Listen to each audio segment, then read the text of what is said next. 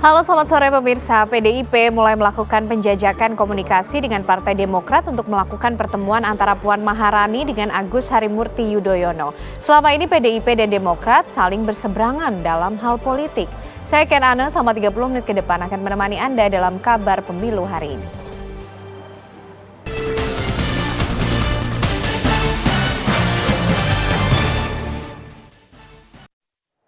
Sekjen PDI Perjuangan Hasto Kristianto menggelar pertemuan dengan Sekjen Partai Demokrat Tengku Rifki di sebuah rumah makan di Jakarta. Dari pertemuan tersebut akan ditindaklanjuti mengenai tawaran kerjasama dan ajakan pertemuan antara Ketua DPP PDIP Puan Maharani dan Ketua Umum Partai Demokrat Agus Harimurti Yudhoyono. Pertemuan Sekjen PDIP Hasto Kristianto dan Sekjen Partai Demokrat Tengku Rifki dilakukan di sebuah rumah makan di Jakarta. Pertemuan dilakukan untuk menindaklanjuti tawaran kerjasama dan ajakan pertemuan antara Ketua DPP PDIP Puan Maharani dan Ketua Umum Partai Demokrat Agus Harimurti Yudhoyono atau AHY. Hal tersebut dikatakan Sekjen PDIP Hasto Kristianto.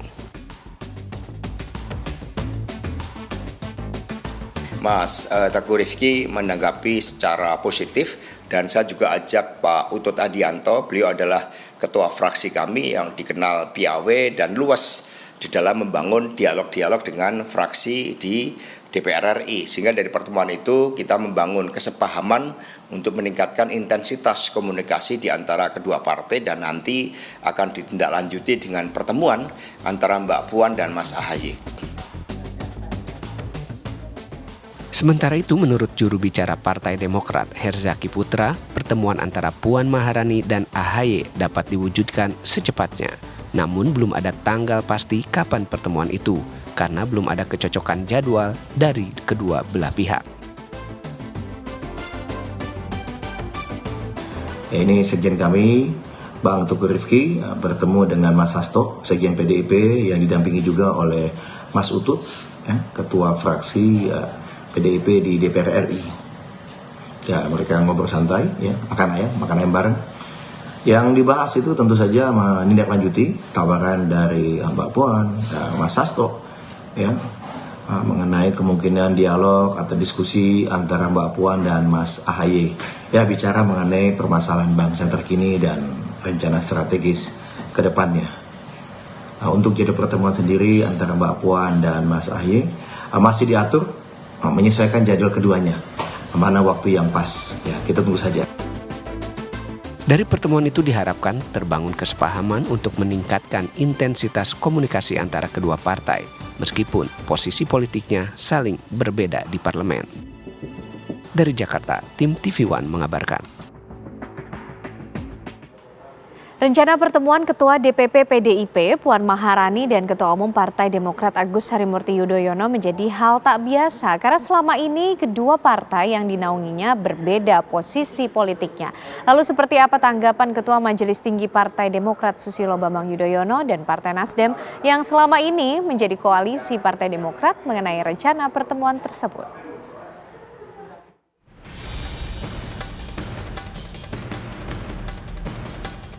Partai Demokrasi Indonesia Perjuangan (PDIP) tengah membuka ruang komunikasi dengan Partai Demokrat dalam rangka menjajaki peluang kerjasama dalam pemilu 2024. Peluang kerjasama ini dinilai menjadi awal rekonsiliasi setelah hampir 20 tahun terakhir kedua partai tersebut kerap tidak sejalan. Ruang komunikasi tersebut dibuka dengan upaya pertemuan Ketua DPP PDIP Puan Maharani dengan Ketua Umum Partai Demokrat Agus Harimurti Yudhoyono. Mengenai rencana pertemuan tersebut, Ketua Majelis Tinggi Partai Demokrat Susilo Bambang Yudhoyono menanggapinya dengan positif. Menurutnya, rencana pertemuan AHY dan Puan berasal dari niat baik untuk membahas masalah bangsa yang akan membawa kebaikan.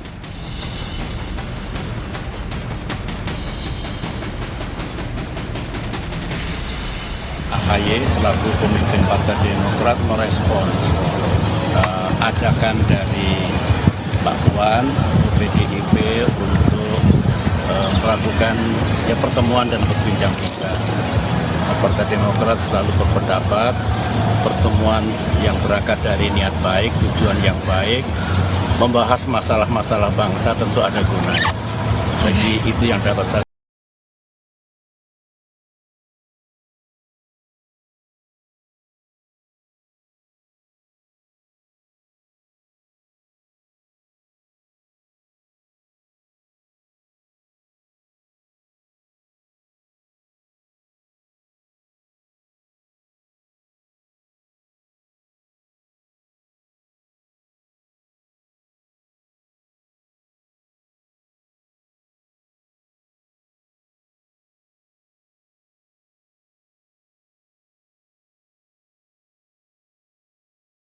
Demokrat PKS hubungannya solid, mesra, nggak ada masalah apa-apa. Adapun Mas AHY diundang, Bu Mega diundang, siapa? Mbak Puan diundang, yang lain itu bagus semua, komunikasi itu bagus. Dan kita bersyukur ya Mas Widi ya, selama ini di sana itu kan seolah-olah Bu Mega sama Pak SBY kan selama ini gitu kan. Terus sekarang Mas AHY diundang, kita bersyukur alhamdulillah, berarti mereka ngajak rekonsiliasi itu bagus. Kalau nanti diajak, betul Mas Widi. Kalau nanti Demokrat diajak untuk bergabung dengan mereka, apa? Saya yakin, seyakin-yakinnya keimanan, ketakwaan Mas AHY dan seluruh Demokrat itu tidak goyah. Ditawari apapun tidak goyah, akan tetap mendukung Mas Anies Baswedan. Hingga saat ini pertemuan antara Puan Maharani dan Agus Harimurti Yudhoyono baru sebatas rencana. Belum ada jadwal pasti baik dari PDIP maupun Partai Demokrat yang selama ini selalu berseberangan dalam berpolitik. Dari Jakarta, tim TV One mengabarkan.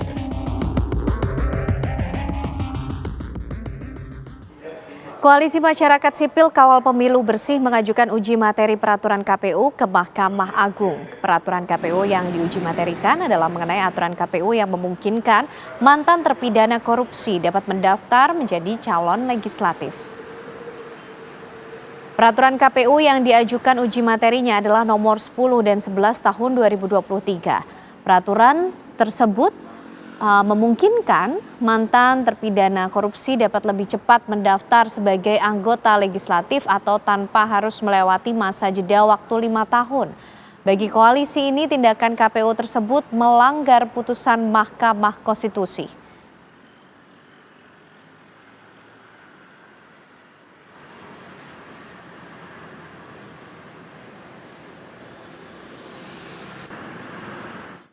Bagaimana proses pengajuan uji materi peraturan KPU mengenai terpidana korupsi bisa menjadi caleg? Kita akan tanyakan langsung pada rekan kami Adi Mulya yang sudah ada di gedung Mahkamah Agung. Adi Mulya, silakan.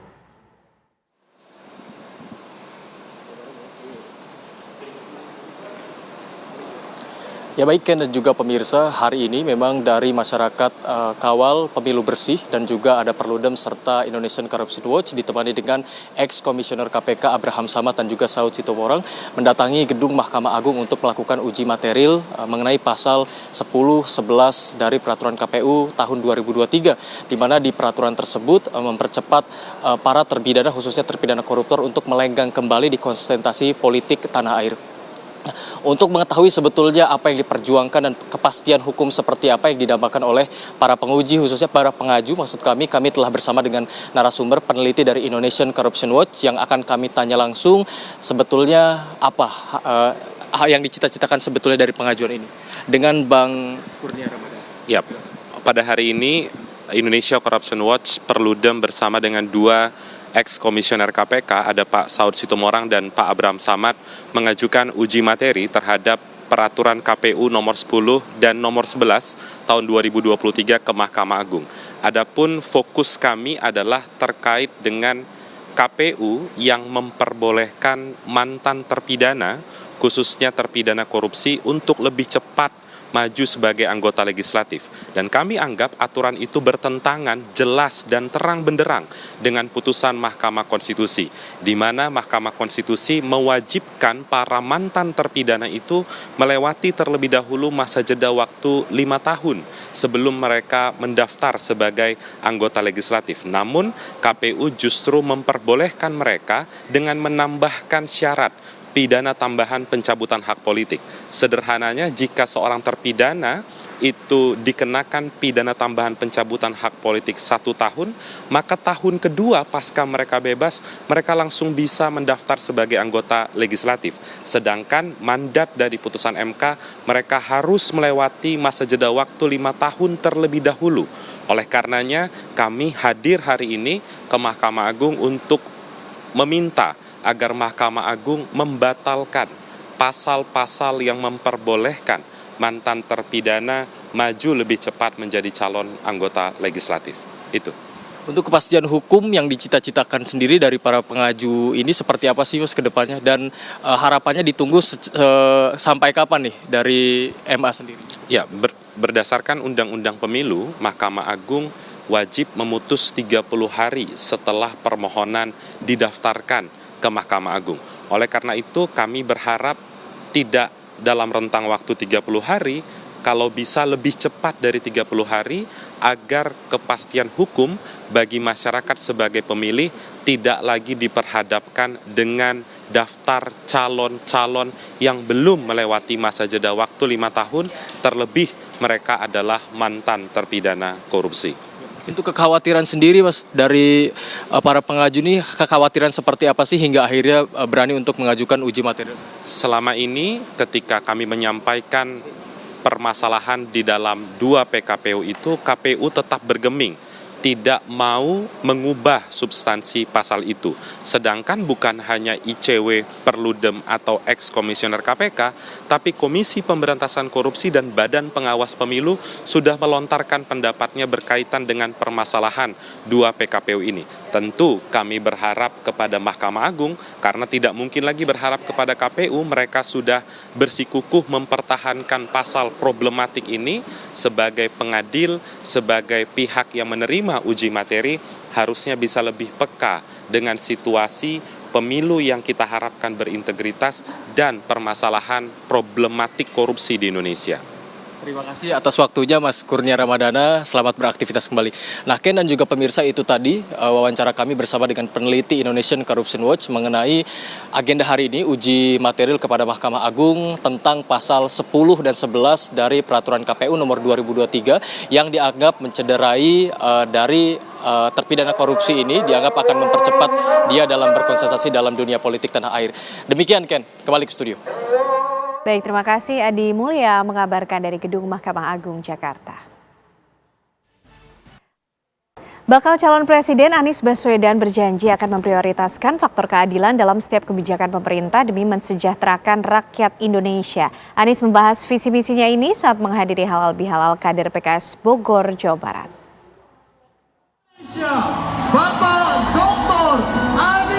Partai Keadilan Sejahtera Kota Bogor menyelenggarakan halal bihalal di Gedung Olahraga atau JOR Pajajaran Kota Bogor, Jawa Barat.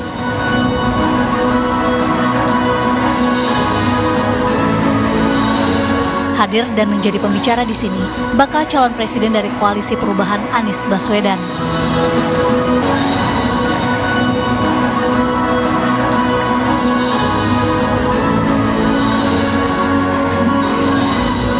Jadi kalau ditanya perubahan yang kita bawa apa?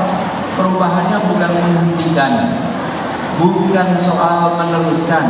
Perubahannya adalah tentang memasukkan unsur keadilan, kesetaraan dalam setiap kebijakan yang dibuat.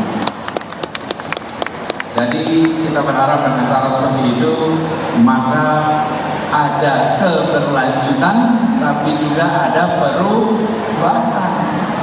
Ada keberlanjutan perubahan, karena tidak mungkin hanya berlanjut saja dan tidak mungkin hanya perubahan saja, tapi unsur keadilan ini yang menjadi perhatian bagi kita semua, dan insya Allah kita kerjakan sama-sama.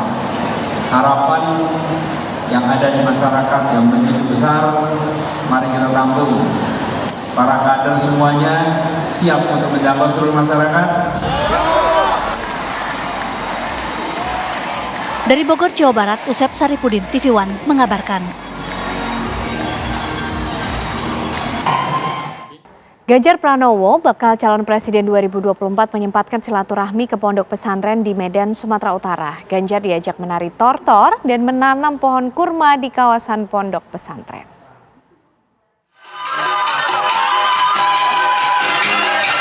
Bakal calon presiden 2024, Ganjar Pranowo berkunjung disambut hangat para santri pondok pesantren Al-Kautsar Al-Akbar, Kota Medan, Sumatera Utara. Mereka langsung mengerubungi Ganjar untuk sekedar bersalaman. Ganjar menemui Syekh Kiai Haji Ali Akbar Marbun atau Buya Ali Akbar selaku pengasuh Ponpes. Di bibir panggung, Ganjar sudah disambut barisan santri yang mengenakan pakaian adat Batak Toba. Lalu Ganjar dipakaikan kain Raja Ulos dan diajak menari tortor bersama. Tidak hanya para santri, tapi juga tokoh agama, tokoh adat di sini. Bahkan saya dikasih ulos. Ulosnya ulos apa tadi Bu ya? Itu ulos, rajanya ulos katanya. Wah, itu luar biasa, merasa tersanjung, terhormat. Katakan terima kasih. Dalam kesempatan tersebut, Ganjar diajak menanam pohon kurma di kawasan pondok pesantren. Ganjar juga menengok proses pembangunan masjid di komplek Ponpes. Dari Medan, Sumatera Utara, Ahmidal Yauzar, TV One mengabarkan. Komnas HAM mengajak semua pemangku kepentingan untuk mewujudkan pemilu yang ramah hak asasi manusia. Selengkapnya kami hadirkan untuk Anda, usai jeda.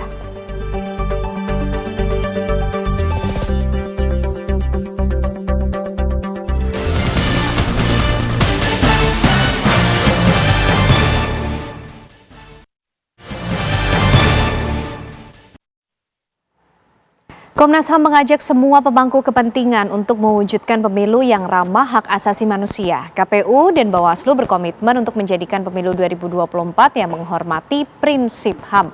Komnas HAM juga mendeklarasikan pemilu ramah HAM bersama Partai Persatuan Pembangunan.